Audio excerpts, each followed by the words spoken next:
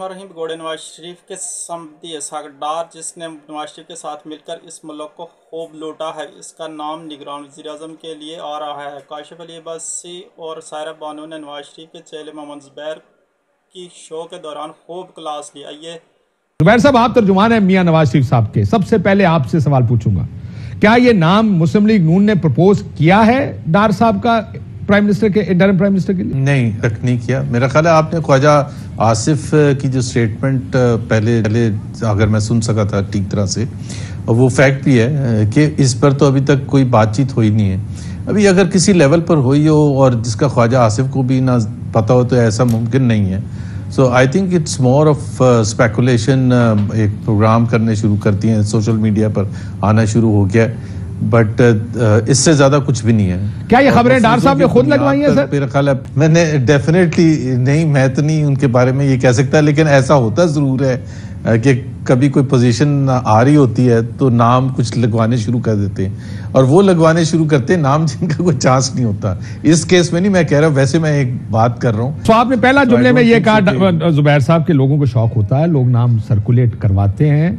मैं इस केस में मैंने ये कहा, देखें एक सेकंड, लेकिन क्योंकि समदी हैं, मैं उनके खिलाफ पार्टी में नहीं हो सकता, उनको अपने मुखालिफ नहीं कर सकता। मैं कहूँ डार साहब ये नहीं कर सकते, लेकिन बाकी लोग कर लेते हैं। नहीं, मैंने कहा बहुत सी पोजीशंस ऐसी आती हैं जो मेरे तजर्बे में। चले मैं आपको एक और सवाल पूछता हूँ। मेरा आपसे एक और सवाल है, छोड़े इस चीज को। डार साहब से 2 सवाल पूछे गए जब ये इंटरव्यू चल रहा था, जिसकी वजह से इस चीज में इतनी स्टीम भर गई। अगर सारे स्टेक होल्डर्स अग्री कर जाते हैं तो क्या आप केयर टेकर प्राइम मिनिस्टर बनने के लिए तैयार हैं?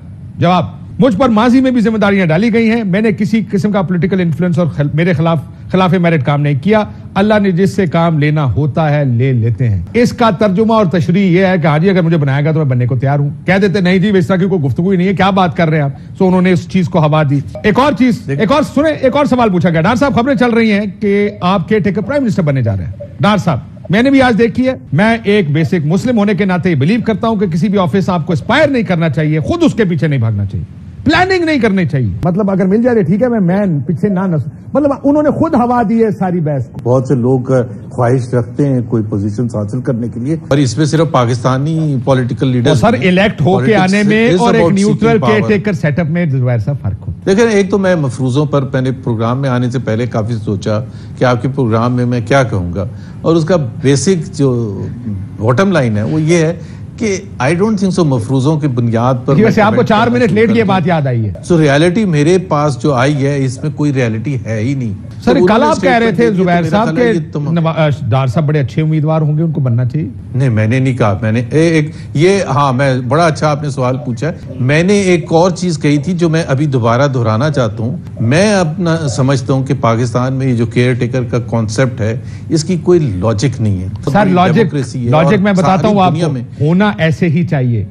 पूरी दुनिया के बड़े ममालिक में केयर टेकर सेटअप्स नहीं होते, लेकिन हमारे मुल्क में क्या होता है, 2 असेंबलियां जाती हैं, कहते हैं पैसे दे दें, हुकूमत कहती है हम नहीं देंगे। इलेक्शन कमीशन जाके हुकूमत के साथ रल जाता है, मिल जाता है उसके साथ, कहता है नहीं इलेक्शन होंगे, हम ये नहीं करेंगे।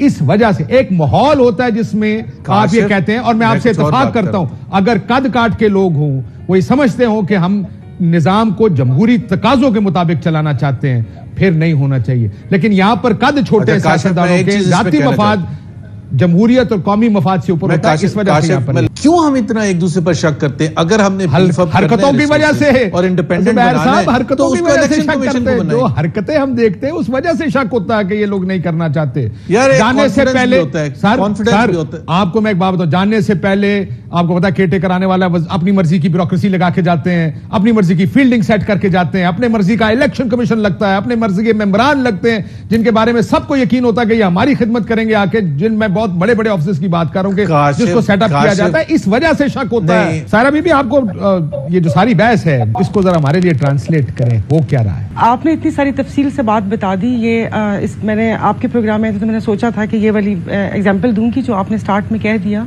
कि निगरान सेटअप की हमें जरूरत क्यों पेश आती है, और निगरान सेटअप भी ऐसा है। मुझे बताएं कि ये सियासतदान जो बड़े वो कहते हैं ना बड़े वो पुराने और सीजन्ड पॉलिटिशियन जो सर जोड़ के बैठे हुए और अभी तक दिन तारीख पास आ रही है और इनके पास अभी तक कोई नाम ही नहीं हुआ। मसला ये है कि पहले ये वो आपके सामने जो नाम आते रहे, आजकल पहले सहाफियों की लॉटरी निकली हुई थी, फिर आजकल समधियों की लॉटरी निकली हुई है। अब इनको एक ऐसा बंदा चाहिए जो कहीं से डिक्टेशन ना ले। आप मेरी बात यकीनन समझ रहे हैं? समझ गया। इसलिए कि ये पैनिक में है। अब जिस जमात को ये कुचलना चाह रहे थे वो जमात बहुत सुकून में, वो पैनिक में नहीं है। पैनिक में ये लोग हैं क्योंकि इनको गारंटी नहीं मिल रही कि आगे जो सेटअप आएगा, इंटरम सेटअप आएगा, वो कहीं लिंगर ऑन ना हो जाए।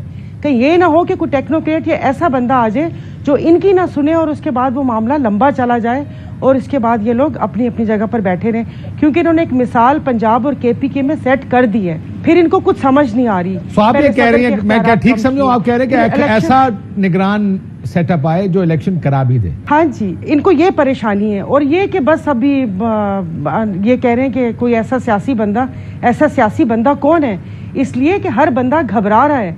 मैंने पहले एक प्रोग्राम में मैंने बोला था कि ये सेहरा, लेकिन सेहरा नहीं, अब दूसरा लफ्ज़ भी नहीं अच्छा लगता कि मैं गन का टोकरा बोलूं, इसलिए कि जो इन्होंने काम करने हैं और जो करवाने हैं, जो आर्टिकल 6 की बातें हो रही हैं और ये और वो और कदगन लगाना, जमात को बैन लगाना, ये सारे निगरान सेटअप में करवाएंगे, क्योंकि ये तो जमहूरी जमातें हैं ना, ये अपने ऊपर ये मलबा नहीं डाल सकती।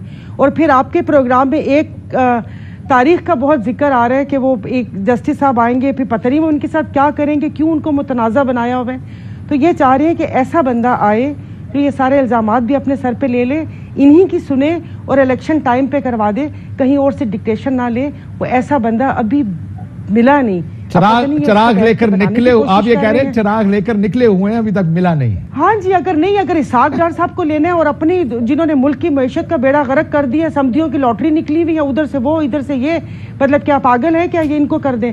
फिर इससे अच्छा वो मोइन कुरैशी जैसा कोई बाहर से लेकर आ जाए, तो हमें भी तो पता चलेगा हमारे पास इम्पोर्टेड चीजें हैं। बिल्कुल ठीक है, मैं पहले भी तो होता रहे, लेकर आ जाए। इम्पोर्टेड तो बहुत है हमारे पास, आप फिक्र ना करें। We have a lot of imported stuff here.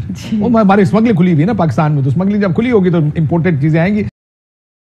जैसा तज्जिया करती हैं वैसा कोई तज्जिया कर ही नहीं सकता। सारे बनों का कहना है कि जो समझियों की लेने लगी हुई हैं, जिन लोगों ने इस मुल्क को लूटने में अपने कायदीन का साथ दिया है, आज वही लोग न्यूट्रल एम्पायर बनकर इलेक्शन के लिए निगरान वज़ीर-ए-आज़म बनना चाहते हैं। हालांकि पाकिस्तान क्या पूरी दुनिया जानती है कि वो मक्कार, धोखेबाज और फरेबी लोग हैं जो ईमानदारी से काम लेना जानते ही नहीं बल्कि बेईमानी से ही काम करते हैं। लिहाजा इलेक्शन के लिए जो भी निगरान वज़ीर-ए-आज़म हो वो इस हद तक न्यूट्रल हो कि उसे सब तस्लीम करे और किसी का एतराज़ न हो। दोस्तों, आपकी क्या राय है? कमेंट्स में ज़रूर